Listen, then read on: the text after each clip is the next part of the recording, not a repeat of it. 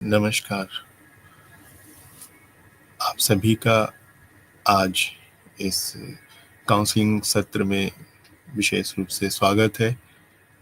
संगठनात्मक व्यवहार इस टॉपिक के अंतर्गत हमने पिछली कुछ इकाइयों में संगठनात्मक व्यवहार और किसी संगठन का व्यवहार उसके संगठन से जुड़े लोगों के व्यवहार से ही प्रतिपादित होता है, सुनिश्चित होता है। इसको पिछले अध्याय में हम लोगों ने जाना। आज संगठन में कार्य करने वाले लोगों के विषय में हम कुछ और महत्वपूर्ण तथ्यों के विषय में अध्ययन करेंगे। यूनिट 3 हमारी कर्मचारी अभिवृत्ति और कार्य संतुष्टि को कवर करती है। आज हम कर्मचारी अभिवृत्ति और कार्य संतुष्टि पर विशेष रूप से चर्चा करते हुए लर्निंग पर भी, शिक्षण पर भी हम चर्चा करेंगे। कर्मचारी अभिवृत्ति, जैसा कि जो लोग संगठन में काम करते हैं हम जानते हैं, उनमें मैनेजमेंट के लोग हैं, प्रबंधन के लोग होते हैं, कर्मचारी होते हैं, स्टाफ होते हैं। तमाम सारे लोगों से मिलकर के एक संगठन तैयार होता है, एक संस्थान तैयार होता है और संगठन के सामने अपने कुछ निश्चित लक्ष्य होते हैं और सभी जितने भी लोग संगठन में जुड़े होते हैं इस लक्ष्य की प्राप्ति हेतु अपना योगदान दे रहे होते हैं। उसके प्रतिफल के रूप में उन्हें वेतन, आर्थिक लाभ व अन्य लाभ मिलते हैं। तो समान उद्देश्यों के साथ लोग किसी संगठन से जुड़ते हैं और संगठन में मिलकर कार्य करते हैं, तब संगठन एक व्यक्ति के रूप में बन जाता है, एक विशाल व्यक्ति के रूप में बन जाता है और बड़े कार्यों को संपूर्ण करने के लिए तत्पर रहता है, बड़े लक्ष्यों को हासिल करने के लिए तत्पर रहता है। और यही इन लक्ष्यों को कितने प्रभावशाली तरीके से, कितने लाभदायक तरीके से संगठन हासिल करेगा, इस निर्भर करता है कि जो लोग संगठन से जुड़े हुए हैं उनके जो व्यक्तिगत लाभ हैं वो भी संतुष्ट होते हैं। संगठन में लोगों के व्यवहार संगठन के व्यवहार को तय करते हैं और लोगों के व्यवहार को जो मूल रूप से तथ्य तय करते हैं वो है अभिवृत्ति, उनकी अभिवृत्तियाँ, एटीट्यूड। एक व्यक्ति का एटीट्यूड वो सामूहिक एटीट्यूड बनता है और वो संगठन में अपना योगदान देता है। किसी भी व्यक्ति के लिए, किसी कार्य को करने के लिए, उसमें सफल होने के लिए उसके एटीट्यूड का बहुत ही ज़्यादा महत्वपूर्ण पक्ष होता है, महत्वपूर्ण योगदान होता है। एटीट्यूड, आज हम जो चर्चा कर रहे हैं एटीट्यूड, पूरे जो कर्मचारी किसी संगठन में काम करते हैं उनके एटीट्यूड पर चर्चा कर रहे हैं। अभिवृत्ति शब्द को लैटिन भाषा से लिया गया है, ऑप्टस से लिया गया है। इसका अर्थ ये है कि किसी भी कार्य को पूरा करने के लिए एक पहले से जो मानसिक स्थिति है वो कैसी है। एक अभिवृत्ति, किसी भी व्यक्ति की अभिवृत्ति उस व्यक्ति के ज्ञान, उस व्यक्ति के अनुभव, उस व्यक्ति के अपने सोचने का तरीका और अपने संवेगों का, अपने मस्तिष्क की जो क्षमता है उस पर निर्भर करती है। तो अभिवृत्ति को अर्जित किया जा सकता है। कुछ अभिवृत्तियां जन्मजात होती हैं और एक मानसिक स्थिति को दर्शाती है अभिवृत्ति कि एक पर्टिकुलर मेंटल स्टेटस है जो कि उसके ज्ञान से, उसकी शिक्षा से, उसके अनुभवों से और उसकी अपनी सोच से जो उसकी सोच परिष्कृत होती है, इन सारी चीज़ों से मिलकर के अभिवृत्ति का सेट तैयार करता है। कई बार हम देखते हैं कि लोग बहुत सी चीज़ों को पसंद करते हैं, बहुत सी चीज़ों को नापसंद करते हैं। बहुत से लोग बहुत सी चीज़ों में प्रतिभागिता बढ़-चढ़ कर करते हैं, बहुत से लोग प्रतिभागिता से दूर रहते हैं, अपने को अलग रखते हैं। ऐसा क्यों होता है? ये उनकी व्यक्तिगत अभिवृत्ति के कारण होता है। अभिवृत्ति से हम ये समझ सकते हैं कि व्यक्ति की अभिवृत्ति उसकी मानसिकता से, उसकी मनोवैज्ञानिकता से जुड़ी हुई है। अभिव्यक्ति को कई विचारकों ने अपने चिंतन किया और उसकी परिभाषाएं दी। जैसे नॉर्मन मेरिस ने अभिवृत्ति के बारे में बताया कि अभिवृत्तियां पसंदगी तथा एक संवेगात्मक संदर्भ के साथ सहयोगी और जुड़ी हुई है। फाउलर ने बताया कि कुछ मामलों के संबंध में संपर्क करने का जो व्यवहार है वो अभिवृत्ति है और इसी तरह से अभिवृत्ति को हैरीमन ने भी परिभाषित किया है। उन्होंने कहा है कि एक निश्चित मानसिकता के साथ उपयुक्त प्रतिक्रिया या अनुक्रिया के साथ एक स्थिति पर अनुक्रिया करना अभिवृत्ति है, जबकि ये सेट्स अनस्टेबल हो, अस्थायी मामले हों और अभिवृत्ति कम या अधिक स्थायी हो सकती है। और इस तरह से उन्होंने अभिवृत्ति को परिभाषित किया। स्किनर ने भी अभिवृत्ति को परिभाषित किया। उन्होंने कहा कि यह लोगों के समूहों की दिशा में सामान्य रूप से स्थापित होती है तथा इसको प्रोग्रेस करने की जो टेंडेंसी है उसको अभिवृत्ति कहते हैं। अभिवृत्तियां कई प्रकार की होती हैं। हमारी जो सोच है, हमारी भावनाएं हैं, हमारी जो बायसिंग है, प्रिजुडाइस है, हमारे मन का जो फियर है, किसी भी चीज़ को लेके हम किस तरह से अपनी प्रतिक्रिया व्यक्त करते हैं, उसका जो मानसिक आवेग है, इन तमाम बातों से मिल कर के अभिवृत्तियाँ तैयार होती हैं। एक व्यक्ति अलग-अलग, आपने देखा होगा कि कई लोग अलग-अलग तरह का व्यवहार करते हैं, तो हम उनके बारे में कहते हैं कि इनका ऐसा एटीट्यूड है, इनका वैसा एटीट्यूड है। ये क्यों हो रहा है? क्योंकि एटीट्यूड कई तरह के होते हैं और जिनको हम कह सकते हैं कि अभिवृत्तियाँ कई प्रकार की होती हैं। आज हम अभिवृत्तियों के प्रकार पर अब चर्चा करेंगे।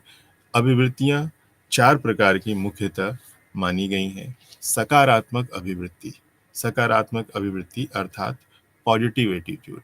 इसके बाद नकारात्मक अभिवृत्ति, नेगेटिव एटीट्यूड। तीसरा, निष्पक्ष अभिवृत्ति। निष्पक्ष अभिवृत्ति का अर्थ है कि एब्सोल्यूट रहना, यानी कि न्यूट्रल एटीट्यूड। और चौथा जो प्रकार है अभिवृत्ति का, वो है सिक्किन अभिवृत्ति। सिक्किन अभिवृत्ति का अर्थ है कि किसी पे भी एक ऐसा व्यवहार करना जो कि बहुत ही ज़्यादा फ्लेक्सिबल है और ऐसे लोग किसी पे भी विश्वास नहीं करते। आइए अब हम इन चारों अभिवृत्तियों को थोड़ा विश्लेषण करते हैं और समझने की कोशिश करते हैं। सबसे पहले सकारात्मक अभिवृत्ति के बारे में चर्चा करते हैं। सकारात्मक अभिवृत्ति से तात्पर्य है कि जिन लोगों के पास सकारात्मक अभिवृत्ति होती है, पॉजिटिव एटीट्यूड वाले जो लोग होते हैं, वो अपना उनका मेंटल स्टेटस भी पॉजिटिव होता है। वो हमेशा हर चीज़ों में अच्छाइयाँ देखते हैं, नकारात्मकता को नकारते हैं, आगे बढ़ने की दिशा में सोचते हैं, कैसे किसी कार्य को संपादित किया जाए, कैसे किसी कार्य को संपन्न किया जाए, वो इस पर अपना ऊर्जा लगाते हैं, ना कि इसमें कमियाँ कितनी हैं, इसको करने से हमें मिलेगा क्या, इसको क्यों करें, इस तरह के तमाम विश्लेषण में वो नहीं जाते। और ऐसे लोग संगठन में बहुत ही महत्वपूर्ण होते हैं। ये कार्य को प्रगतिशीलता देते हैं और संगठन में भी ऐसे लोगों से प्रगति होती है।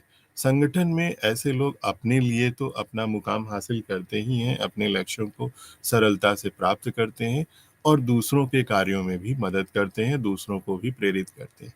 संगठन में जब लोगों का चयन किया जाता है, संगठन में उनको स्थान दिया जाता है, तो इस बात की हमेशा कोशिश की जाती है कि जो लोग पॉजिटिव एटीट्यूड वाले हैं, उनको रखा जाए।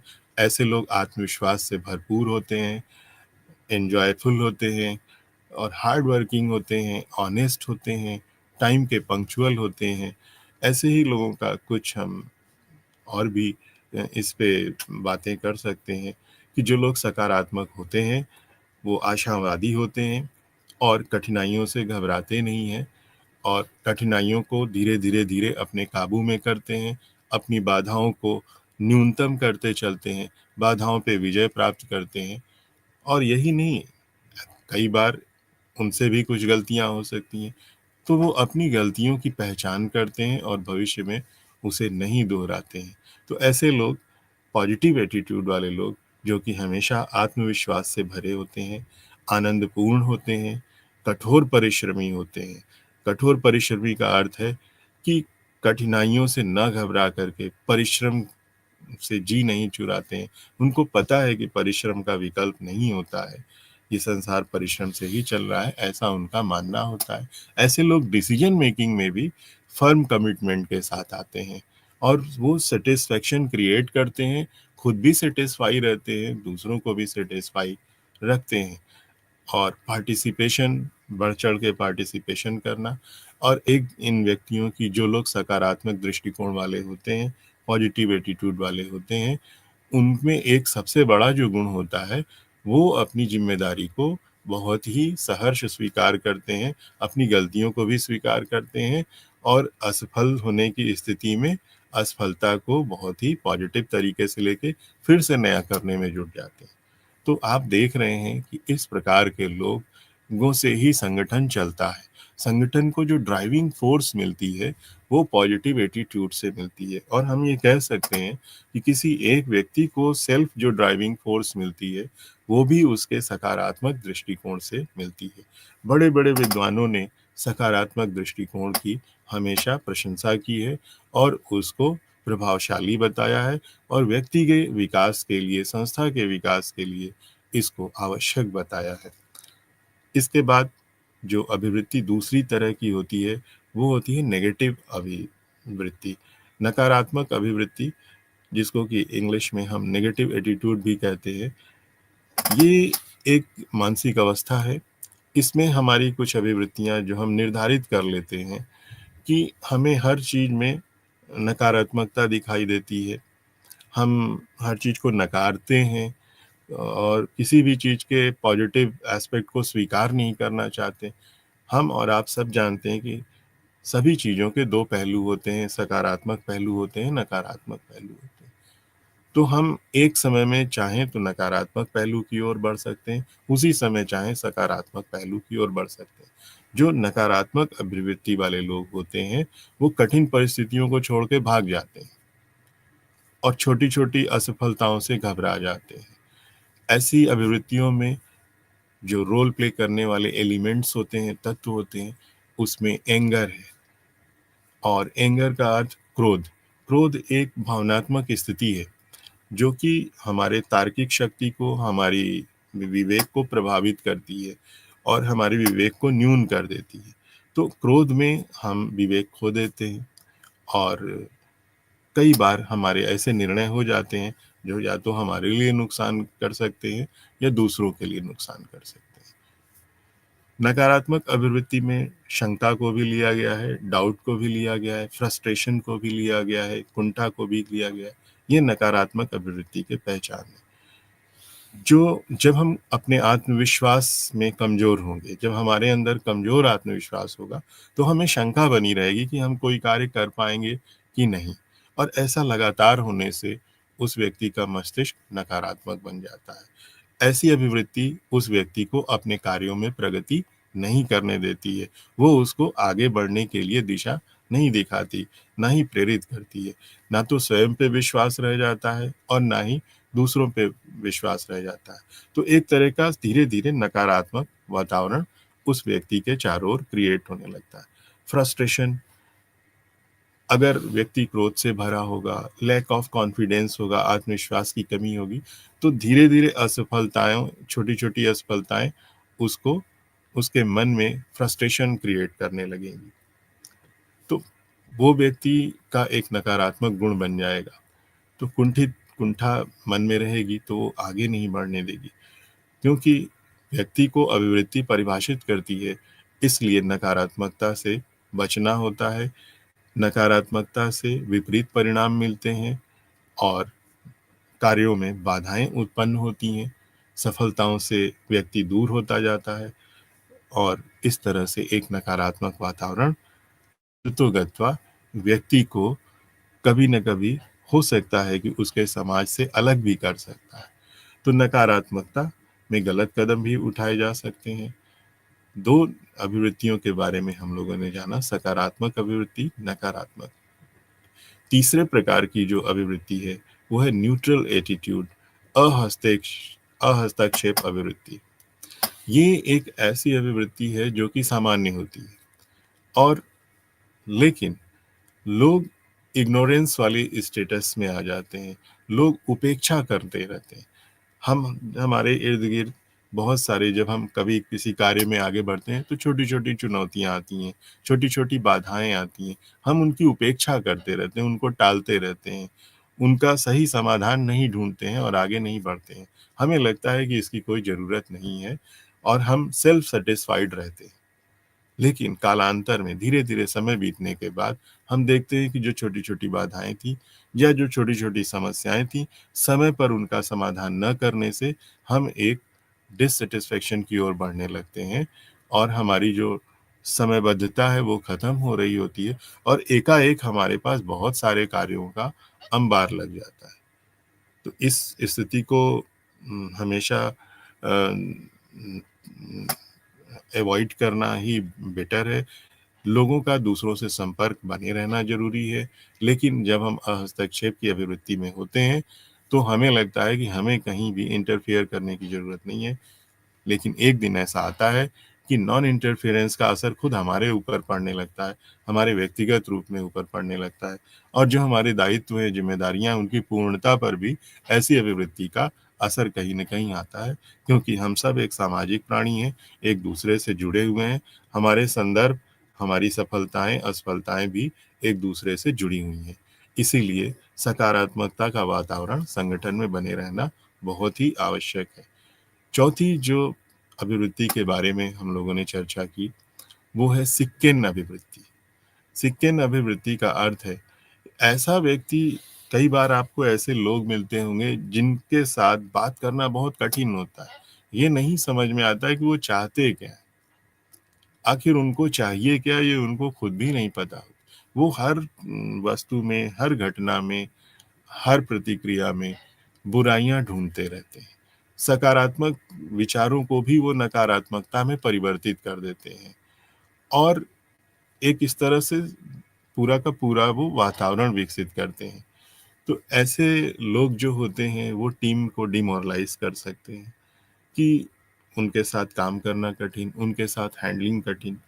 तो इस तरह की दिक्कतें उनके साथ आती हैं। इसीलिए जो संगठन है, आज के तमाम व्यावसायिक संगठन हैं, मल्टीनेशनल कंपनीज़ हैं, इंटरनेशनल कंपनीज़ हैं, ग्लोबल कंपनीज़ हैं, उनका इस बात पे बहुत ज़ोर रहता है कि उनके संगठन में जो भी लोग जुड़ें, वो पॉजिटिव एटीट्यूड वाले हों, सकारात्मक एटीट्यूड वाले हों। तो हमने अभी देखा कि हमने 4 प्रकार की अभिवृत्तियों की चर्चा की, सकारात्मक अभिवृत्ति, नकारात्मक अभिवृत्ति, अहस्तक्षेप अभिवृत्ति और सिक्केन अभिवृत्ति, जिसमें आप बहुत ही सरलता से समझ सकते हैं कि किस तरह की अभिवृत्ति की हमें आवश्यकता है हमारे समाज को, हमारे संगठन को और स्वयं हमें, ताकि हम प्रगतिशील रहें, ताकि हमारे साथ समस्याएं कम हों, हम समाधान की तरफ ज़्यादा बढ़ें, हम निर्णय लेने की स्थिति में ज़्यादा आएँ। तो 4 अभिवृत्तियाँ आपने जानी। इसके बाद आज हम आगे बढ़ते हैं, अभिवृत्तियों के जो घटक हैं, कंपोनेंट्स हैं एटीट्यूड के, उनको जानने की कोशिश करते हैं। आखिर अभिवृत्तियाँ बनती किन घटकों से हैं? घटकों का अर्थ है कि अभिवृत्तियों की संरचना के मूल में क्या है, उनको समझना। तो अभिवृत्तियों के 3 पक्षों का संयोजन से अभिवृत्ति का आधार या स्वरूप तैयार होता है। जो अभिवृत्ति का स्ट्रक्चर है, उसमें 3 चीज़ें समाहित हैं। उनका आप नाम रख सकते हैं एबीसी, जो उसका स्ट्रक्चरल पार्ट है एटीट्यूड का, जो कंपोनेंट है। पहला जो पार्ट है, वो है प्रभावी, इफेक्टिव या इमोशनल पार्ट। दूसरा है व्यवहारात्मक पार्ट, यानी कि व्यवहारात्मक पार्ट का अर्थ है बिहेवियरल या कॉग्निटिव पार्ट। और तीसरा है संज्ञानात्मक सूचना, संज्ञानात्मक है पार्ट। तो व्यक्ति की जो अभिवृत्ति का निर्माण होता है, उसको जो सूचनाएं मिलती हैं, जो जानकारी मिलती हैं, जो उसे विश्वास और मूल्यों के बारे में उसकी समझ होती है, उससे उसकी संज्ञानात्मकता का हिस्सा तैयार होता है। और भावुकता, उसका हर व्यक्ति के अंदर एक इमोशनल पार्ट होता है, वो उसका जो प्रभावी घटक है, ये उसकी व्यक्तिगत भावनाओं और पसंदों से संबंधित होता है। व्यवहारात्मक घटक विशिष्ट प्रकार से एक उद्देश्य की दिशा में व्यक्ति के व्यवहार में सम्मिलित होता है। इसी तरीके से जो दूसरा पार्ट है, यानी कि जो प्रभावी पार्ट है, उसमें आपने देखा कि उसका इमोशनल फैक्टर होता है और उसका जो बिहेवियरल पार्ट है, वो किस तरह से जो उसके प्रत्यक्ष अनुभव हैं, जो उसका समाज में जिस वातावरण में है, वहाँ से वो क्या हासिल कर रहा है, वहाँ से क्या सीख रहा है, क्या प्रतिक्रिया दे रहा है, इनसे वो तीसरे व्यक्ति अभिवृत्ति का तीसरा पक्ष निर्मित होता है। तो 3 घटक अभिवृत्ति के हैं, 3 कंपोनेंट हैं, यानी कि अभिवृत्ति के मूल में 3 बातें आपने देखी जो अभिवृत्ति का निर्माण करती हैं। अभिवृत्तियाँ अगर आज हम लोगों ने इन पे चर्चा की है, तो हम देखते हैं कि अभिवृत्ति व्यक्ति के व्यवहार को सुनिश्चित कर रही है और अभिवृत्ति से व्यक्ति का व्यवहार सुनिश्चित हो रहा है और व्यक्तियों के व्यवहार से पूरे संगठन का व्यवहार सुनिश्चित हो रहा है। इसी वजह से अभिवृत्ति को समझना, कितने प्रकार की अभिवृत्ति हैं, उसके घटक कौन से हैं, समझना अनिवार्य हो जाता है। इसी इकाई में जो अगली चर्चा हम करेंगे, वो है कार्य संतुष्टि, जॉब सैटिस्फैक्शन। हम सब कई बार जब हम अपने जीवन की शुरुआत कर रहे होते हैं, तो हम कोई जॉब ढूंढ रहे होते हैं या कोई व्यवसाय शुरू कर सकते हैं, किसी संगठन से जुड़ सकते हैं, या तो हम नौकरी करते हैं या सर्विस करते हैं, एम्प्लॉयमेंट हमें चाहिए, या फिर बिजनेस शुरू करते हैं जिससे कि हम अपनी आजीविका चला सकें।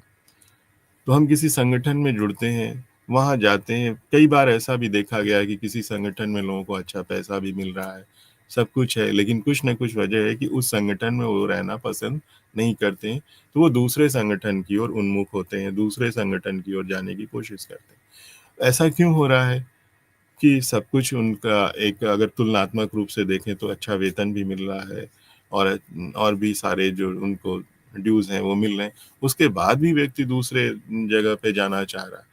तो कहीं न कहीं ऐसा है जो कि उसको संतुष्ट नहीं हो रहा है, उस माहौल में उसको संतुष्टि नहीं मिल रही है कार्य करके, वो दूसरी जगह जाना चाहता है। ऐसी जगह जहाँ उसको लगता है कि उसका संतुष्ट रहना भी ज़रूरी है। एक कर्मचारी का, एक एम्प्लॉयी का एक संगठन में कार्य करना जितना ज़रूरी है, उतना ही उसको जॉब सैटिस्फैक्शन मिलना भी ज़रूरी है, ताकि वो उस संगठन में बना रहे। जब एक एम्प्लॉयी खुद में सैटिस्फाई रहेगा, तो जो उसके प्रोडक्शन है, जो उसका कार्य है, जो उसका संपादन है कार्यों का, वो भी एक बेहतर तरीके का होगा, ऐसा माना गया है। दोनों में एक रिलेशन पाया गया है। लोके ने कार्य संतुष्टि को कार्य के अनुभवों के बाई प्रोडक्ट के रूप में देखा है। लोके ने कहा है कि जब भी कोई एम्प्लॉयी किसी संगठन में काम करता है, तो उसका जो काम का परिणाम है, वो उसके जॉब सैटिस्फैक्शन से जुड़ा हुआ है, रिलेटेड है, वो उसके बाई प्रोडक्ट के रूप में है। तो जॉब सैटिस्फैक्शन वास्तव में है क्या? आप ये कह सकते हैं कि ये व्यक्ति की अंदरूनी समझ है, ये व्यक्ति का अंदरूनी एक तरह से कॉन्क्लूज़न है, जो रिस्पॉन्सेज़ उसको उसके वातावरण से, वर्क एनवायरनमेंट से मिल रहे हैं, चाहे वो फाइनेंशियल हो या नॉन फाइनेंशियल हो, उन पे वो प्रसन्न है, उनको लेकर के उसके मन में किसी प्रकार की शिकायत नहीं है, उनको लेकर के किसी प्रकार का रोष नहीं है, उसको किसी तरह की उनमें कोई कमी नहीं दिखती है, तो ये मानसिक स्थिति उसकी कार्य संतुष्टि की ओर इशारा कर रही है। यानी कि वो अपने कार्य को पसंद कर रहा है, जिस संगठन में है वहाँ उस वातावरण को पसंद कर रहा है। तो ये अगर पसंद कर रहा है तो वो संतुष्ट है और नहीं पसंद कर रहा है तो आप उसे असंतुष्ट मान सकते हैं। तो कार्य संतुष्टि में दोनों बातें पसंद करना और नापसंद करना आ सकता है। पसंद करना, नापसंद करना, कार्य के प्रति चॉइस ना होना या कार्य को लाइक करना, ना करना, ये ब्लूम ने इस पर चर्चा की थी। तो कार्य संतुष्टि एक सामान्य अभिवृत्ति है जो कि अनेक विशिष्ट अभिवृत्तियों का परिणाम है। ये 3 क्षेत्रों में विभाजित है, जिनके नाम है विशिष्ट कार्य कारक, स्पेसिफिक वर्क फैक्टर्स एंड व्यक्तिगत विशिष्टता और कार्य के बाहर का समूह संबंध है। तो इस प्रकार से हम देखते हैं कि कार्यों जब कोई व्यक्ति किसी संस्था में जुड़ता है, तो उसका वहाँ संतुष्ट रहना आवश्यक है। अब जो लोग संगठन में सिस्टम का निर्माण करते हैं, जो लोग संगठन को चलाने के लिए ज़िम्मेदार हैं, जिन लोगों के पास ये ज़िम्मेदारी है कि लोगों के अंदर कार्य संतुष्टि हो यानी कि प्रबंधन के लोग, उनको ये देखना होता है कि क्या उनका वातावरण ऐसा है, जहाँ फाइनेंशियली, नॉन फाइनेंशियली दोनों तरीके से जो कर्मचारी हैं, वो सैटिस्फाई रहते हैं या नहीं रहते हैं। जॉब सैटिस्फैक्शन के कुछ सिद्धांत भी हैं कुछ थ्योरीज भी हैं जो लोगों ने प्रतिपादित किए। कई लोगों ने कई तरीके से जॉब संतुष्टि को एक्सप्लेन किया। मैस्लो ऐसे ही एक विद्वान थे, प्रबंध विद्वान थे। उन्होंने अपनी नीड थ्योरी एक दी। उन्होंने आवश्यकता का एक पदानुक्रम सिद्धांत दिया। उन्होंने कहा कि एक व्यक्ति की जो आवश्यकताएं हैं वो स्टेप बाय स्टेप पूरी होती हैं। इसमें उन्होंने 5 आवश्यकताओं के बारे में बताया और उन्होंने कहा कि व्यक्ति की जो सबसे पहली आवश्यकता है उसमें उसकी जो फिजियोलॉजिकल नीड्स हैं वो पूरी होनी चाहिए, फंडामेंटल नीड्स हैं वो पूरी होनी चाहिए। तो जब भी कोई व्यक्ति एम्प्लॉयमेंट के ऐसे स्टेज पे है जहाँ पर उसने शुरुआत की है और इजीली सरलता से उसकी जो फिजियोलॉजिकल नीड्स हैं, जो भौतिक ज़रूरतें हैं वो पूरी हो रही हैं, तो वो जो संगठन उसको इतना दे पा रहा है, संगठन के वातावरण में उसकी ये प्रथम श्रेणी की जो ज़रूरत है वो सरलता से पूरी हो जा रही है। अभी उसको इससे ज़्यादा की ज़रूरत भी नहीं है और वो पूरी तरीके से उसकी जो भौतिक आवश्यकताएं हैं उस संगठन में रहते हुए कार्य करते हुए पूरी हो रही हैं, तो वो वहाँ पे संतुष्ट रहेगा। लेकिन वो ज़्यादा समय तक संतुष्ट नहीं रहेगा, क्योंकि जो आवश्यकताएं हैं वो पदानुक्रम में चलती हैं, आती जाती हैं व्यक्ति के सम्मुख। एक आवश्यकता उसकी अब पूरी हो रही है, भौतिक आवश्यकताएं पूरी हो रही हैं। कुछ दिन कार्य करने के बाद संगठन में अब उसको अपना सिक्योरिटी, अपनी सुरक्षा की चिंता होगी, अपने सामाजिकता की चिंता होगी। अब वो चाहेगा कि उसका सोशल स्टेटस बने, उसकी सिक्योरिटी बढ़े। ये जो भौतिक आवश्यकताएं उसकी पूरी हो रही हैं वो निरंतर पूरी होती रहे, उनको वो प्रोटेक्ट करने के विषय में सोचेगा, यानी कि सेविंग करने के लिए सोचेगा। तो क्या इतना सरप्लस उसको मिल रहा है जिसमें उसकी भौतिक आवश्यकताएं पूरी हो जाती हों और उसको थोड़ा सा भविष्य के लिए भी कुछ वो रख सकता हो? यानी कि फिर उसको पैकेज में थोड़ी सी हाइक चाहिए और भी कुछ चीज़ें हैं जो कि अवैतनिक हैं, जो कि नॉन फाइनेंशियल हैं, वो चीज़ें उसको चाहिए। दूसरा क्रम जब पूरा हो जाएगा तो फिर तीसरी तरफ वो सोशियोलॉजिकल नीड्स की तरफ बढ़ेगा। अब वो अपना परिवार बनाना चाहेगा, वो व्यक्ति विवाह करेगा और अब उसके खर्चे भी बढ़ेंगे, सामाजिक दायरा भी बढ़ेगा, सामाजिक ट्रांजैक्शन, सोशल ट्रांजैक्शंस भी बढ़ेंगे, कल्चरल ट्रांजैक्शंस भी बढ़ेंगे। तो क्या वो इन चीज़ों को कर पाने में सक्षम होगा? जिस संगठन में वो काम कर रहा है, वहाँ का संगठन उसे प्रमोशन देते हुए, उसकी उस आवश्यकता को समझते हुए, समय बीतने के साथ प्रमोशन देता है। तो वो अपनी इन आवश्यकताओं को भी पूरी करता जा रहा है। तो जब कभी व्यक्ति को ऐसा लगता है, कर्मचारी को ऐसा लगता है कि मैं जिस संगठन में काम कर रहा हूँ, मेरी जो आवश्यकताओं का क्रम है बदलता जाता है, तो मेरा संगठन भी उसी अनुसार रिस्पॉन्ड करता है। तो मैं इस संगठन में सुरक्षित हूँ, उसको अपना संगठन अच्छा लगेगा, अपना कार्य अच्छा लगेगा, ताकि उन कार्यों को करते हुए वो अपने जो आवश्यकताओं का पदानुक्रम है, उसको सीढ़ियों पे, सोपानों को पूरा कर पा रहा है, चढ़ पा रहा है, अपनी जो क्रम से जो उसकी नीड्स में चेंजेस आती जा रही हैं, उनको पूरा करता जा रहा है। तो मैस्लो ने एक आवश्यकता थ्योरी, आवश्यकता का पदानुक्रम सिद्धांत दिया। उन्होंने बताया कि कार्य संतुष्टि ऐसे ही नहीं आती, वो उसके भी कई सैद्धांतिक पहलू हैं। केवल कार्य संतुष्टि की परिभाषा को समझ लेना ही से काम नहीं चलता है।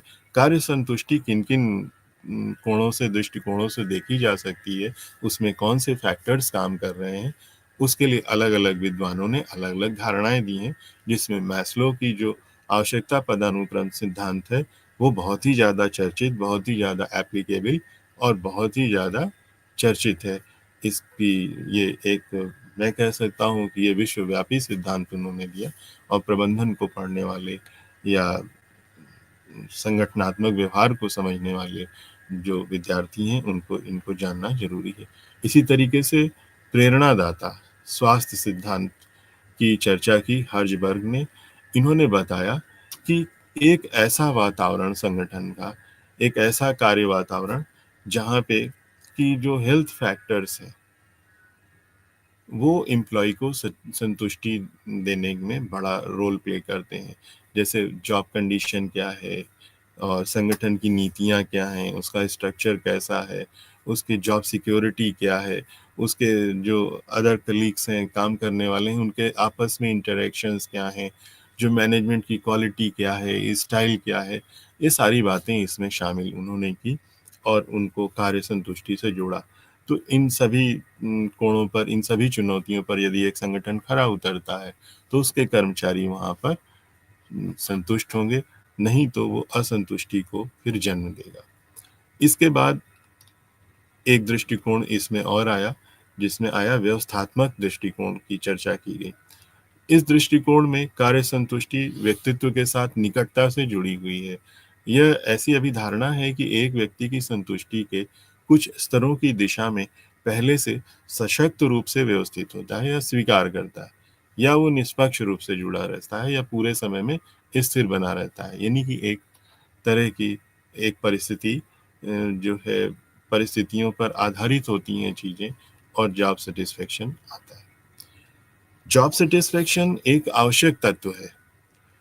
अगर कोई एम्प्लॉय अपने कार्य से संतुष्ट नहीं रहेगा, तो उसकी परफॉर्मेंस में उसका असर आएगा। हो सकता है वो पूरे मन स्थिति से, अपने पूरे मनोयोग से कार्य को ना करे। जब तक हम अपना, जिसे कहते हैं अपना 100% देना, तो अगर हम अंदर से असंतुष्ट रहेंगे, अंदर से अपने आप में कुछ कमी महसूस करेंगे, तो हमारा रवैया अपने कार्य के प्रति उतना ऑनेस्ट नहीं रह जाएगा और हम अपना 100% नहीं दे सकते। यानी कि संगठन को तमाम लोग जो जुड़े हुए हैं, उनकी उत्पादकता पर भी असर आ रहा है। उन लोगों के जो एफिशिएंसी है, जो इफेक्टिवनेस है काम करने की, उस पे भी असर आ रहा है।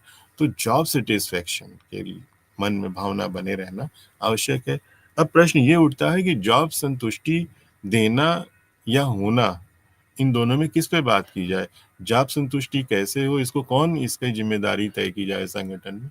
तो अमूमन जो प्रबंधन है, जो भी लोग, आप कह सकते हैं कि मानव संसाधन प्रबंधन है, या पर्सनल मैनेजमेंट है, या ह्यूमन रिसोर्स मैनेजमेंट है, ये विशेष तौर पे संगठन में इनका कार्य होता है कि जॉब सेटिस्फेक्शन हो। और जो उच्च कोटि का प्रबंधन है, उच्च स्तरीय प्रबंधन है, उसकी भी ये जिम्मेदारी बनती है कि संगठन से जितने भी लोग जो जुड़े हैं, जो कार्य कर रहे हैं संगठन में, उनके मन में संतुष्टि की भावना हो और वो अपना 100% जॉब में दें और संस्था से लंबे समय तक जुड़े रहें, जिसमें कि उनके भी हित की साधना हो और संस्था के भी हित की साधना हो। ऐसा होना चाहिए। इसके बाद कर्मचारियों का जो जॉब सेटिस्फेक्शन है, हम एक जॉब सेटिस्फेक्शन से उनके अंदर एक प्रतिबद्धता आती है। प्रतिबद्धता का अर्थ है कमिटमेंट। कमिटमेंट एम्प्लॉयज़ का बहुत ही ज़्यादा ज़रूरी है। जो लोग कमिटेड होते हैं, जो लोग प्रतिबद्धित होते हैं, उनकी कुछ विशेषताएं होती हैं। जैसे उनके अंदर अभिधारणा का साहस होता है। ऐसे लोग अपने आवेगों का शक्ति से मूल्यांकन करते हैं और पूरी ताकत से अपने लक्ष्य को पूरा करने में लग जाते हैं, क्योंकि वे अपने आवेगों या मनोभावों के प्रति बहुत ही प्रतिबद्ध होते हैं और इस बात की चिंता नहीं वो करते कि लोग उनको मान्यता देंगे या नहीं। वो बहुत ही निष्ठावान होते हैं। जो लोग प्रतिबद्धित होते हैं, उनकी हम विशेषताओं का पे चर्चा कर रहे हैं।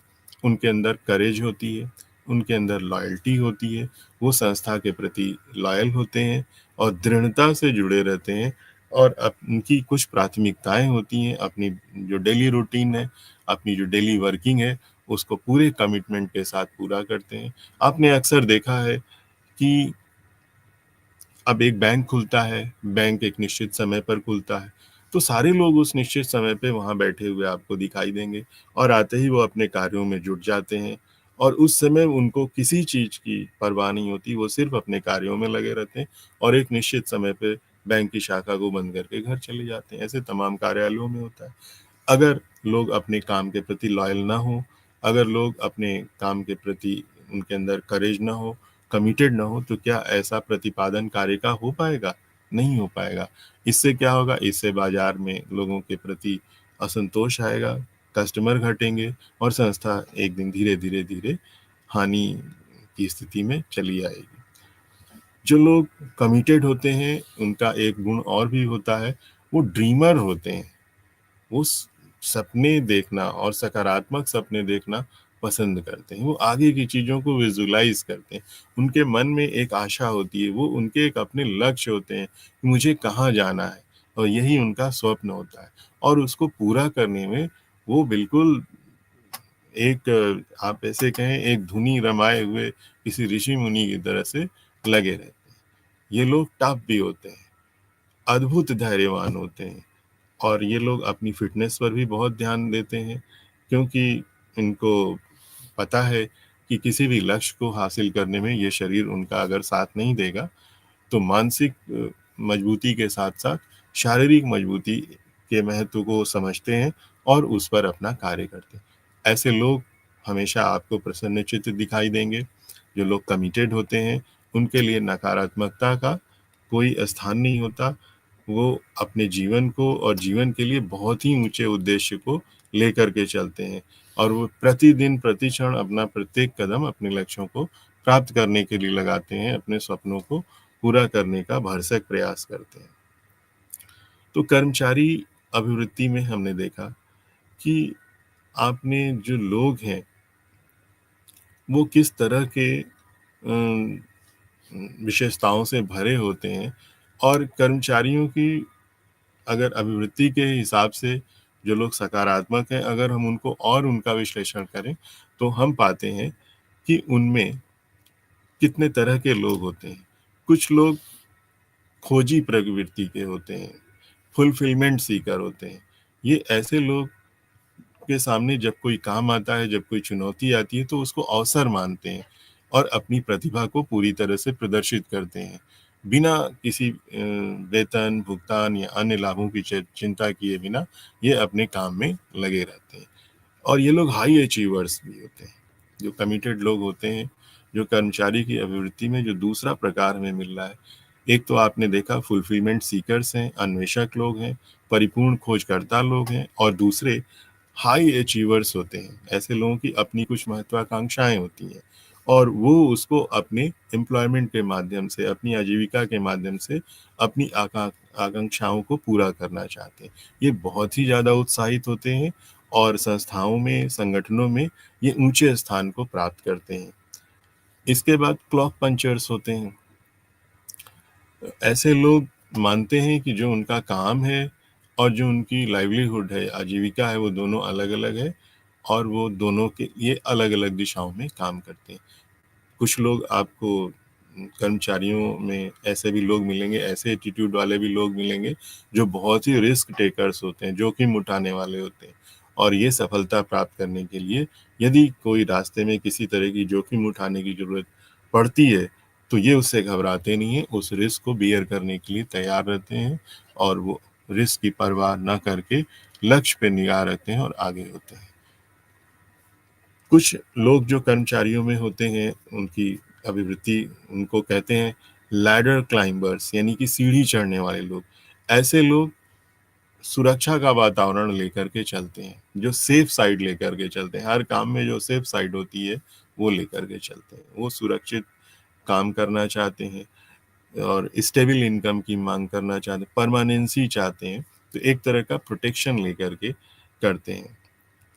और कुछ लोग होते हैं जिनको कि हम लोग पे चेक कैशर्स कहते हैं। पे चेक कैशर्स उनको कहते हैं कि कुछ लोग संस्थाओं में केवल उन्हीं कामों को महत्व देते हैं जहाँ पे अधिक से अधिक वेतन मिले, जहाँ पे फाइनेंशियल रिवार्ड्स, वित्तीय जो परितोष है उनको ज़्यादा मिले, ऐसे कार्यों की तरफ वो ज़्यादा झुकते हैं। तो ये कुछ अभिवृत्तियाँ थी कर्मचारियों की, जिनको कि हम लोगों ने चर्चा किया। अब सवाल आता है कि क्या ये जो अभिवृत्तियाँ हैं जो कर्मचारी लोगों के अंदर, क्या इनमें कोई परिवर्तन भी किया जा सकता है? या क्या फैक्टर्स हैं जो उनको प्रभावित करते हैं? तो उन फैक्टर्स पर, उन कारकों पर हम चर्चा करते हैं। इन कारकों में एक तो मनोवैज्ञानिक कारक हैं, साइकोलॉजिकल फैक्टर्स हैं। व्यक्ति की अभिवृत्ति को उनके विचारों से, मूल्यों से, विश्वासों से, अवबोधन से प्रभावित किया जा सकता है, निर्धारित किया जा सकता है, या ये कहें ये निर्धारित होते हैं। परिवार, हर व्यक्ति का परिवार उसकी अभिवृत्ति के निर्माण में एक असर डालता है। व्यक्ति जिस समाज से आता है, व्यक्ति जिस आर्थिक वातावरण से आता है, ये परिस्थितियाँ भी व्यक्ति के जो अभिवृत्तियाँ हैं, उसको प्रभावित करती हैं। और व्यक्ति को जो प्रभावित करने में और भी चीज़ें हैं, उनमें परिवर्तन भी किया जा सकता है, जैसे कि संगत, कॉन्ग्रुएंट चेंजेस होते हैं। यदि किसी व्यक्ति की मूल अभिवृत्ति में पूरी तरीके से परिवर्तन नहीं आता है, लेकिन फिर भी अभिवृत्ति की भावना की मात्रा को, जो इंटेंसिटी है, उसको कंट्रोल किया जा सकता है, उसमें थोड़े बहुत चेंजेस लगा सकते हैं। जैसे सपोज करिए कोई व्यक्ति है, जुआ खेलता है, एक नकारात्मकता की ओर है, उसको उसमें बहुत आनंद आता है, अपना धन बर्बाद कर रहा है। लेकिन अगर उसकी काउंसलिंग की जाए, कोई व्यक्ति नशा करता है, अगर उसकी सही तरीके से काउंसलिंग की जाए, तो इनका वो अपना जुआ खेलना कम कर सकता है, नशा करना कम कर सकता है। तो धीरे धीरे धीरे ये चेंजेस, ग्रेजुअल चेंजेस आ सकते हैं। तो ऐसी चेंजेस भी अभिवृत्तियों में की जा सकती हैं। ऐसी चेंजेस को संगत से परिवर्तन कहते हैं या कॉन्ग्रुएंट चेंज कहते हैं। दूसरे तरह का जो चेंज अभिवृत्ति में किया जा सकता है वो है असंगत से परिवर्तन, मीन्स इनकॉन्ग्रुएंट चेंजेस है। नकारात्मक निर्देशन से अभिवृत्ति में परिवर्तन को सकारात्मक अभिवृत्ति में बदलने को असंगत परिवर्तन के नाम से जाना जाता है। फॉर एग्जाम्पल, यदि एक व्यक्ति अपने बॉस को पसंद नहीं करता है, लेकिन हो सकता है कि थोड़ी काउंसलिंग, थोड़े कम्युनिकेशन और थोड़े ट्रांजैक्शंस के बाद, थोड़ी उसके साथ रहने के बाद वो उसको पसंद करने लगे। कई बार अभिवृत्तियों को बदलने में कुछ फैक्टर्स होते हैं जो रोक लगाते हैं, लिमिटेशंस। तो चेंजिंग जो अभिवृत्तियां हैं उनमें परिवर्तन में कुछ लिमिटेशंस भी हैं, जैसे प्रायर कमिटमेंट, हमारी पहले की कुछ प्रतिबद्धता है जो वर्तमान में कोई अगर नई प्रतिबद्धता उसका जगह नहीं ले पाती है। तो हम पहले से ही कुछ मान करके मन में बैठे हुए हैं, तो जो वर्तमान में जो कुछ चीज़ें आ रही हैं उसके अनुसार हमारी प्रतिबद्धता नहीं आ पाती है। तो जो प्रायर कमिटमेंट है वो बाधा के तौर पे काम करते हैं, लिमिटाइज करते हैं अभिवृत्ति को। इसी तरीके से कई बार बहुत से लोगों के अंदर कुछ स्ट्रॉन्ग कमिटमेंट होते हैं, सशक्त प्रतिबद्धता होती है। जैसे वो कोई कर्मचारी अपनी अभिवृत्ति को बदलने के लिए, कार्य के अनुकूल अपनी अभिवृत्ति को लाने के लिए वो तैयार ही नहीं कर पाते, क्योंकि किसी दूसरी अभिवृत्ति से वो पहले से ही जुड़े हुए होते हैं। इसके बाद जो ब्लॉक्स हैं, जो बाधाएं हैं, वो हैं सार्वजनिक रूप से प्रकट अभिवृत्तियां, पब्लिकली एक्सप्रेस्ड एटीट्यूड्स। एक व्यक्ति अपनी अभिवृत्तियां नहीं बदल सकता है जब एक बार उसकी अभिवृत्तियों को सार्वजनिक रूप से मान्यता दे दी गई हो और उसे स्वीकार कर लिया गया, तो वो उसी आवरण में रहना पसंद करता है। लो क्रेडिबिलिटी, निम्न विश्वसनीयता। कई कर्मचारियों की एक प्रवृत्ति होती है कि वो अपने वरिष्ठ द्वारा दिए गए परिवर्तन के सुझावों को सकारात्मकता से ग्रहण नहीं करते और उन पर विश्वास नहीं करते। तो इस वजह से भी उनकी अभिवृत्ति में कोई चेंज नहीं होता। कई बार डिग्री ऑफ फियर होती है जिसकी वजह से भी अभिवृत्ति में या एटीट्यूड में चेंज आने में रुकावट आती है। यदि एम्प्लॉयर अपने एम्प्लॉय को हाई लेवल की अगर चेतावनी नहीं दे रहा है, तो ऐसी स्थिति में उसका जो फियर लेवल है वो लो होगा।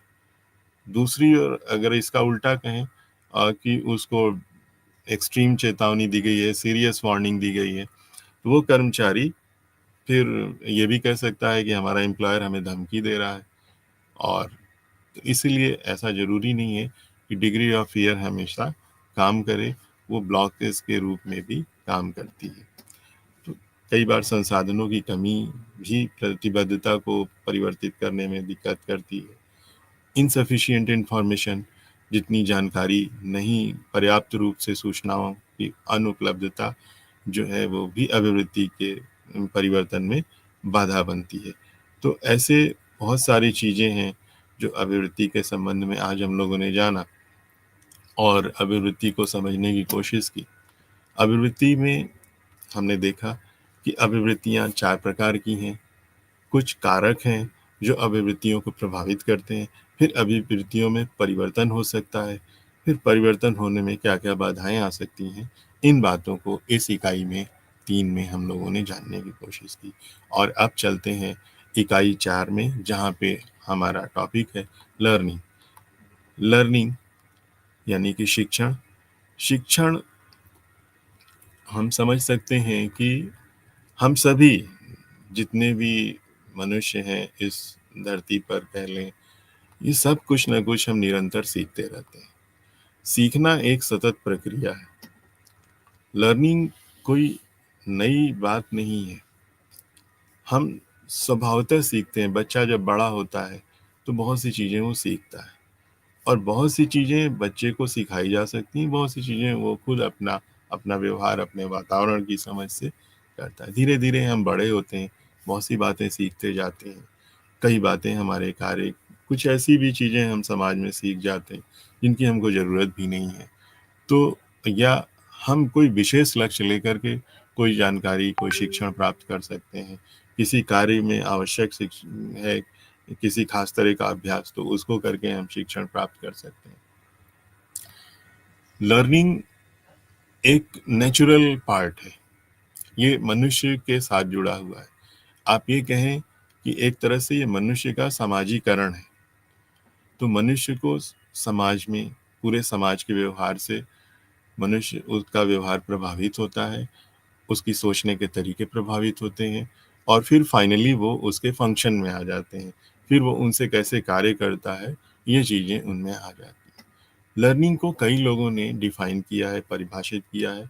हम उनमें से कुछ एक दो विद्वानों की परिभाषाओं पे चर्चा करेंगे। तो शिक्षण को क्रो एंड क्रो ने कहा है कि शिक्षण आदतों, ज्ञान और अभिवृत्तियों को अर्जित करता है। यह चीजों को नए तरीकों से करने की प्रक्रिया में समाहित है, तथा यह वैयक्तिक परिचालन है।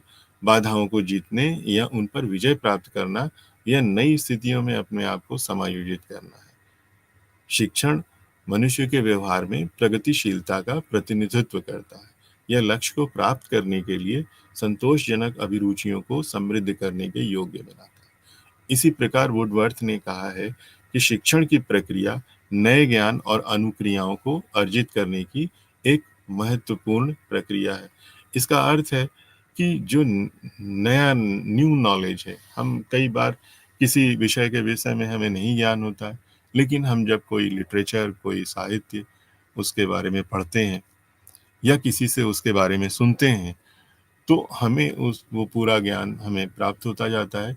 फिर हमारे जो रिएक्शंस हैं फिर उसके हिसाब से होते हैं।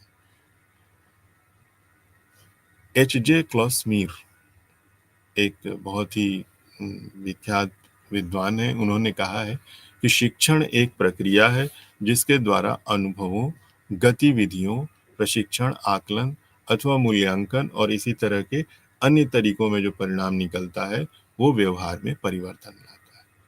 कहने का अर्थ है कि लर्निंग यानी कि शिक्षण मनुष्य के व्यवहार में परिवर्तन लाता है।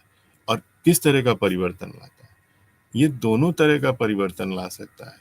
ये सकारात्मक परिवर्तन भी ला सकता है और नकारात्मक परिवर्तन भी ला सकता है। सीखने से ऐसा, सीखने का अर्थ तात्पर्य ये नहीं है कि हमेशा अच्छी बातें ही सीखी जाएं।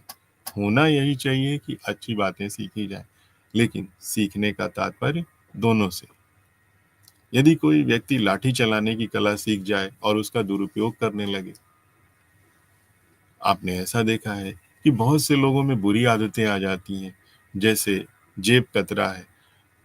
वो अपनी बात को पे अड़ा रहता है कि नहीं, ये हमारी कला है, ये हमारा वो है। वैधानिक रूप से ये गलत है, लेकिन उसकी लर्निंग तो उसने ली ना, वो जो कार्य कर रहा है। तो सीखने में हम अच्छी चीज़ों को भी सीख सकते हैं और बुरी चीज़ों को भी सीख सकते हैं। अच्छी चीज़ें हमें और हमारे समाज के लिए आवश्यक हैं, और बुरी चीज़ें हमारे समाज को पीछे धकेलती हैं, हमारे लोगों को पीछे धकेलती हैं। हम बहुत सारी चीज़ें हर समय सीखते रहते हैं, अपने परिवार से, अपने स्कूल कॉलेजेस से, अपने दोस्तों से, अपने जो बिज़नेस है, बिज़नेस में मिलने वाले लोग हैं। इस तरह की बहुत सारी जो स्थितियां हैं वहाँ से हम सीखते रहते हैं, और हम सब के ऊपर एक समूहों का प्रभाव पड़ता है। अलग अलग ग्रुप्स से हम कहीं न कहीं जुड़े होते हैं, किसी न किसी परिवार से जुड़े होते हैं, किसी संस्कृति से जुड़े होते हैं। तो सीखना एक तरह का लगातार एक प्रक्रिया है। शिक्षण के कुछ लक्षण हैं, शिक्षण के विषय में कुछ और भी बातें हैं जिनको हम चर्चा करना चाहते हैं। कैरेक्टरिस्टिक्स ऑफ लर्निंग कह सकते हैं। इनमें से जैसे जो लर्निंग है, शिक्षण है, उसको कहा गया है कि ये सार्वभौमिक है। इसके अंदर सार्वभौमिकता होती है, यूनिवर्सैलिटी होती है। यानी कि शिक्षण किसी भी आयु, कोई भी जेंडर, कोई भी नस्ल, संस्कृति, समय और स्थान इत्यादि से प्रतिबंधित नहीं होता। ऐसा नहीं है कि जो हमने यहाँ सीखा वो यहाँ दूसरा व्यक्ति नहीं सीख सकता, तीसरा व्यक्ति नहीं सीख सकता। इसको कोई भी किसी भी ज्ञान को व्यक्ति जेंडर से नहीं जोड़ा जा सकता कि अमुक व्यक्ति ही इस चीज को सीख सकता है, अमुक स्थान पे रहने वाला ही व्यक्ति सीख सकता है। शिक्षण इन सभी सीमाओं से परे है, यानी कि शिक्षण सार्वभौमिक है। जो दूसरी बात शिक्षण के विषय में है, ये कंटिन्यूअस प्रोसेस है, सतत प्रक्रिया है। कहने का अर्थ है कि व्यक्ति जब से जन्म लेता है और जीवन पर्यंत सीखता रहता है। कई बार हमने अपने जो हमारे पूर्व ग्रंथ हैं उनमें देखा कि कुछ ऋषि मुनि ने अपने माँ के पेट में ही सीखना शुरू कर दिया था। जैसे महाभारत की में जब हम एक एपिक है, धार्मिक एपिक है महाभारत, उसमें हमने जाना कि अभिमन्यु ने पेट में ही 6 चक्रव्यूह तोड़ने की कला सीख ली थी। तो कहा जाता है कि ये एक कंटिन्यूअस प्रोसेस है और व्यक्ति के जन्म से निरंतर उसके अंत तक चलती रहती है, जीवन पर्यंत चलने वाली प्रक्रिया। तीसरी बात जो शिक्षण के बारे में हम समझ सकते हैं कि ये विकास के माध्यम, शिक्षण के माध्यम से विकास किया जा सकता है, यानी कि ये डेवलपमेंट को इंगित करती है। एजुकेशन, लर्निंग हमेशा डेवलपमेंट की तरफ ले जा सकती है, यानी कि पहले से बेहतर, पहले से कुछ और जुड़ना। डेवलप होने का मतलब कि जो प्रारंभिक स्थिति थी उसमें कुछ और जुड़ा। तो वुडवर्थ जो एक विद्वान थे, उन्होंने कहा कि सभी प्रकार की गतिविधियों को शिक्षण कह सकते हैं जो व्यक्ति के विकास की प्रक्रिया को गति प्रदान करता है। विकास शिक्षण के रूप में कभी भी समाप्त न होने वाली प्रक्रिया। लर्निंग के बारे में और भी एक बात कही गई है कि लर्निंग वास्तविक जीवन की स्थितियों के संबंध में गतिशील और लचीली है, यानी कि ये डायनामिक है और फ्लेक्सिबल है। ये लगातार चेंजेस होते रहते हैं, ये कोई रुकी हुई प्रक्रिया नहीं है, यानी कि एक निरंतर चलने वाली प्रक्रिया है और चेंजेस इसमें आते रहते हैं और ये एक सक्रिय परिघटना है। जीवन शैली या जीने के तरीके और ज्ञान प्राप्त करने के लिए विषय से विषय और एक व्यक्ति से दूसरे व्यक्ति तक भिन्न प्रकार के हो सकते हैं। तो इसलिए मार्ग भले अलग अलग हो सकते हैं, लेकिन फ्लेक्सिबिलिटी हमेशा लर्निंग में बनी होती है। Learning as a means, learning शिक्षण जो है वो एक साधन है। कई बार हमें कुछ प्राप्त करना होता है, यानी कि हमारा कुछ लक्ष्य होता है, उस लक्ष्य को प्राप्त करने में, पूर्ति करने में ये एक साधन के तौर पे काम करता है। लर्निंग में समायोजन की क्षमता होती है और लर्निंग के बारे में जो सबसे बड़ी बात है वो ये है कि ये प्रैक्टिस से ज़्यादा आती है। कहते हैं करत करत अभ्यास के जड़मत होत सुजान। शिक्षण का मूल आधार ड्रिल और अभ्यास होता है, इसीलिए यह विद्यार्थी को सबसे श्रेष्ठ सीखने और सूचनाओं को लंबे समय तक याद रखने में सहयोग देता है। अब जो अगली चर्चा हम करेंगे कि शिक्षण को प्रभावित करने वाले कौन कौन से कारक हैं। मूल रूप से शिक्षण को प्रभावित करने वाले 2 कारक पे हम चर्चा करेंगे। पहला व्यक्तिगत कारक, पर्सनल फैक्टर्स, और दूसरा सामाजिक कारक, सोशल फैक्टर्स। व्यक्तिगत कारकों में जो बातें आती हैं, शामिल हैं, वो है व्यक्ति का शारीरिक और मानसिक स्वास्थ्य। यदि व्यक्ति का शारीरिक और मानसिक स्वास्थ्य अच्छा होगा तो उसकी लर्निंग भी बहुत अच्छी होगी। दूसरा उसकी एज, एज क्योंकि एज पे हमारा, आयु से हमारा मानसिक और शारीरिक स्वास्थ्य निर्धारित होता है। तो हम किस अवस्था में हैं और किस तरह का ज्ञान, विशिष्ट ज्ञान हम हासिल करना चाहते हैं, एज का एक फैक्टर भी होता है। मैच्योरिटी लेवल, परिपक्वता का अर्थ है कि किसी ज्ञान को सीखने के लिए भी पहले से कुछ पूर्व में ज्ञान होना जरूरी है, क्योंकि कई बार कई सारे ज्ञान क्रमबद्ध होते हैं, सिस्टमेटाइज्ड होते हैं, ऑर्गेनाइज्ड होते हैं। तो क्रमबद्धता होती है, इसीलिए परिपक्वता की जरूरत है। हम एक छोटे बच्चे को वैज्ञानिक सिद्धांत नहीं समझा सकते, फिजिक्स की थ्योरीज नहीं समझा सकते, लेकिन जो बच्चा फिजिक्स में पहले से कुछ जानता है उसको ही हम कुछ फिजिक्स के और आगे चलने वाले, आगे आने वाले बड़े सिद्धांतों के बारे में बता सकते हैं। जिसको केमिस्ट्री का ज्ञान नहीं है उसको केमिस्ट्री से रिलेटेड और नॉलेज हम नहीं दे सकते। तो एक maturity level, pre maturity level होना आवश्यक है, ये पर्सनल फैक्टर में आता है। व्यक्ति की भावनात्मक स्थिति, उसका इमोशनल अटैचमेंट उम, कई जगह उसके ध्यान को, उसके कंसंट्रेशन को गाइड करता है सीखने में। इसी तरीके से व्यक्ति की आवश्यकताएँ क्या हैं, उसका निहितार्थ क्या है? कई बार व्यक्ति की कुछ और आवश्यकताएँ हैं, तो उसके दिल-दिमाग पे वो हावी रहेंगी, वो उनको पूरा करने में लगा रहेगा और उस समय अगर हमको उसकी आवश्यकताओं से अलग कोई लर्निंग देंगे, कोई शिक्षण देंगे, तो उसका मन उसमें नहीं लगेगा। उसका इंटरेस्ट या उसका जो एप्टीट्यूड है, वो किसमें है, ये भी व्यक्तिगत कारक होते हैं। मोटिवेशन लेवल, कितना व्यक्ति शिक्षण के प्रति मोटिवेटेड है, प्रोत्साहित है, अपने आत्मोत्साहित है, ये सारी चीज़ें भी निर्धारित करती हैं कि कोई व्यक्तिगत रूप से शिक्षण को कितना ग्रहण करेगा।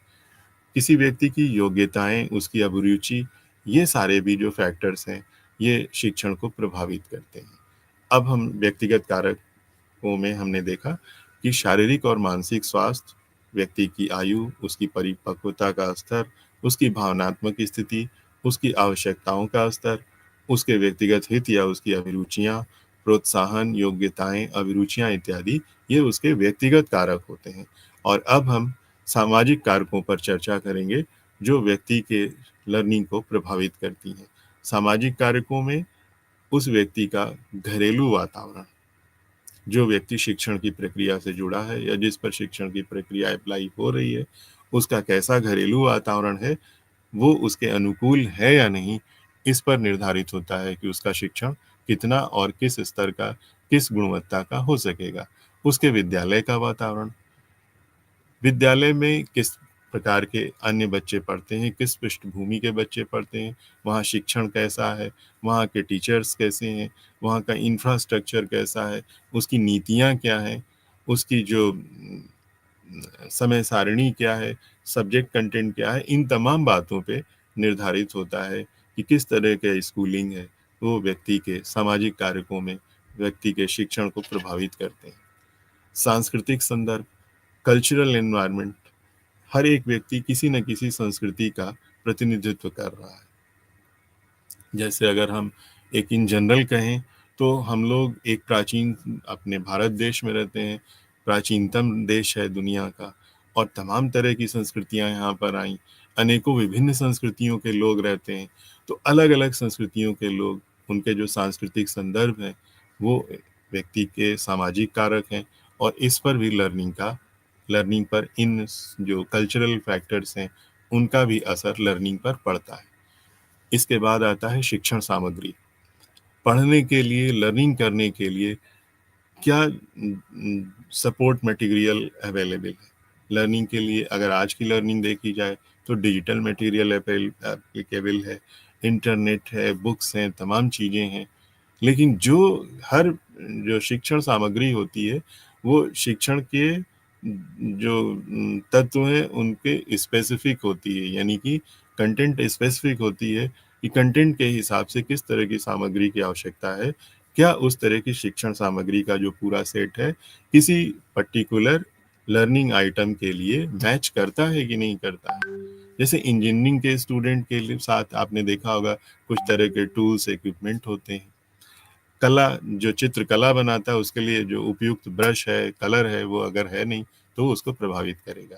और फिर किसी व्यक्ति का अपने अध्यापकों, माता-पिता या अपने समान समूह के लोगों के साथ रिलेशंस कैसे हैं, ये भी उसकी लर्निंग को प्रभावित करते हैं क्योंकि ये लोग प्रेरणा भी देते हैं, ये लोग ज्ञान भी देते हैं, ये लोग निरंतर व्यक्ति की कमियों को इंगित करते रहते हैं, बताते रहते हैं और उनमें सुधार करने के लिए प्रेरित करते हैं। तो ये किस तरह से प्रेरित करते हैं, नेगेटिवली मोटिवेट करते हैं या पॉजिटिवली मोटिवेट करते हैं, ये तमाम बातें निर्धारित करती हैं कि उसका शिक्षण कैसा होगा। तो आज हम लोगों ने जाना कि शिक्षण क्या है, लर्निंग क्या है। एक संगठन में भी लर्निंग को अप्लाई किया जाता है, लोगों के व्यवहारों में परिवर्तन लाने की कोशिश की जाती है या उसे और परिमार्जित करके उनसे और बेहतर परिणाम लेने की कोशिश की जाती है। लर्निंग को प्रभावित करने वाले जो व्यक्तिगत कारक हैं, सामाजिक कारक हैं, इन पर हम लोगों ने चर्चा की। कई व्यक्तिगत चीज़ें थीं जो व्यक्ति की लर्निंग को प्रभावित करती हैं, उसका समाज, उसका स्कूल, उसका कल्चर, उसकी जो लर्निंग मटेरियल है, ये तमाम बातें भी उसके व्यवहार को निर्धारित करती थी। तो आज इन तीनों इकाइयों में हमने बहुत सी बातों को जाना और इस पर पुनः चर्चा अगली कक्षा में करेंगे। धन्यवाद।